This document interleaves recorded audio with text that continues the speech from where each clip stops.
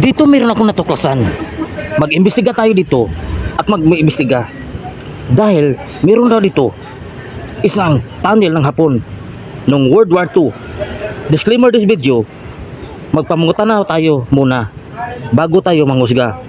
Mangutana muna tayo taga dito kung ano ang totoong kaganapan dito, kung tunnel ba ito ng Hapon or tunnel ba ito ng Atlas Mining. Pinalipad mo ko muna yung ating wakwak para mag-imbestiga. Yan, maraming mga sagbot na kadina di amor.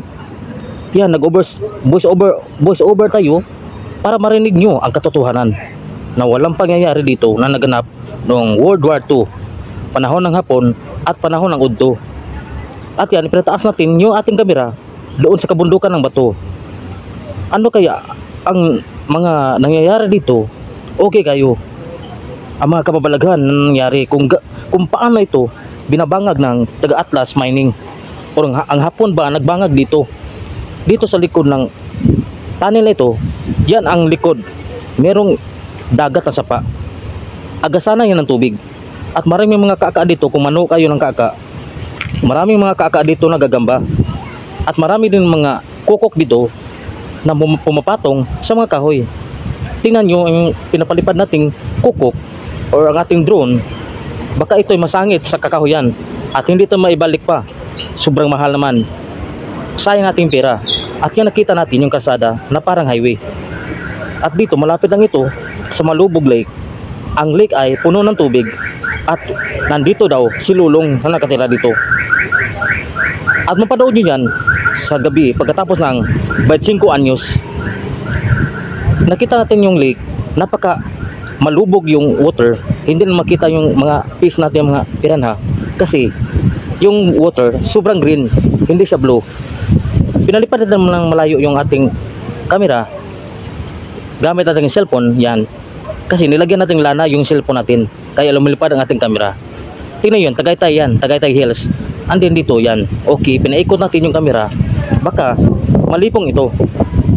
Ugmao ni atong naganap ngayon, ito ay nalipong na ang ating camera. Ang ganda sa itaas mga kawakwak. Okay kayo mga guys. Yan, malapit ito sa dam, doon kayo sa dam. Lalayat ang tubig patungo doon sa ibaba. Makikita nyo dyan sa kabila, yan ang bundok ng purong bato. At sa ilalim ito ay yung tunnel na ginawa na ng Hapon noong World War VII. And then, okay, pinaikot natin yung, pinatuyok natin yung kamera. Yan, ang nakita natin, yan ang dam para layatanan sa mga tubig ng water. At dyan ang mga tilapia. Okay. At pinabalik natin ang ating kamera kasi malulubat na ito. Dyan tayo sa ibaba. Okay kayo. Yang atop na yan ay parang bahay.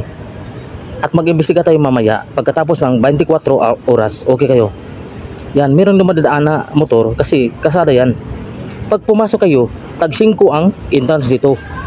Hindi kayo makalusot kung wala kayong 5. Maraming mag-aatang-atang dyan kasi maningil lang 5. Dito ang tunnel ng Hapon. Dito naggubat-gubat ang mga Hapon dito at mga Pinoy. Oh, magtanong tayo dito, sir. Siyempre, munta na sir, mo tunnel sa Hapon siya, no? Di na tunnel Hapon? Atlas lang nila. Atlas na kuan nagbangga gani. Agi kabig tunnel sa Hapon. Asa tong tunnel sa Hapon diri sa Toledo day? Wala pa kadto. Wala ba? Dili dapat ko nagla dipita di babag. Oh. Tunnel ko na. Sige na, ignore na to nga kuan tunnel sa Hapon. Sumao ning tunnel sa Hapon, guys. Kami. Naay gate, ito yung caretaker dito para hindi mapasukan ng mga lamok. Yan.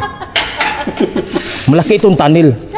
At nilagyan ng kandado. Di kandado para hindi di makapasok yung mga lamok ba. So yan guys, ipipicture natin to sa Facebook. Yan. Meron pa palang bahay doon sa labas sir. Na yung mga balay dito. Oo. Lutay na lang kay pag palit Atlas ba naman ino. Dito gikwari na dito sa sud. Grabe pag kuan sa pag buhatan nino. Lasot man ni sa kuan. Bato ni bato sa. Pang ganina. Hoy tika sa pagkuan paglungag nino. Nga lapos sa sapa, dam. Sumao na siya guys. Ato na ibutang og tunnel sa Hapon. Wa may klaro. Ang gipost man gipost sa kuan YouTube channel ko sa hapon. Na karon disclaimer ako anday sa Atlas na ni. So Atlas na ni guys nga tunnel guys. Oh, mom, now I know. So more to guys. So ninod ka daghang mga sagbot diri. Nya ni mga anaconda nasa babaw.